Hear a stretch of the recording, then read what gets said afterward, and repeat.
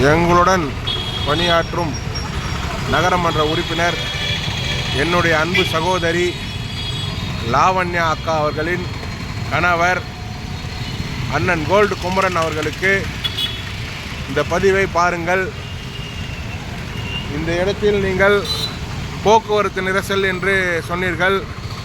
இது main road. இது ஓரமாக தான் இருக்கிறது. இதற்கு நீங்கள் சொன்னீங்கள் JKN பழனி அண்ணன் அவர்கள் போட்டிருந்தார் போக்குவரத்து நெரிசலாக இருக்கிறது என்று.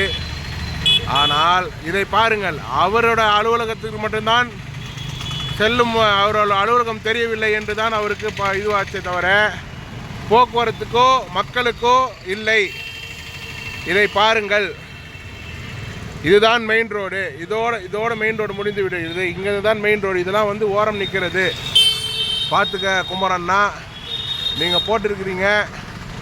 நீங்கள் போட்டதுக்காக தான், உங்களுக்காக தான் இந்த பதில் நான் வீடியோ எடுத்து போடுறேன். வழி இருக்குதுன்னு என்று சொல்கிறதுக்காக தான்.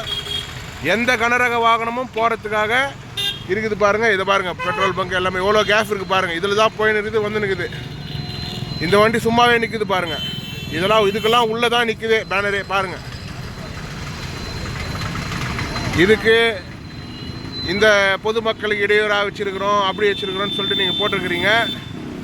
இன்னொரு வாட்டி போடாதீங்க இது மாதிரிலாம்.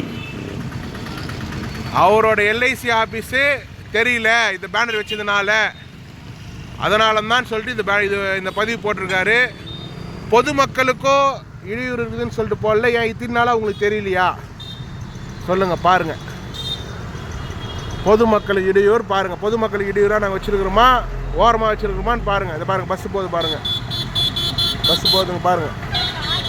போகும் வரும் எல்லாமே கரெக்டாக இருக்குதுண்ணா. பார்த்துக்கோண்ணா. நன்றி, வணக்கம்.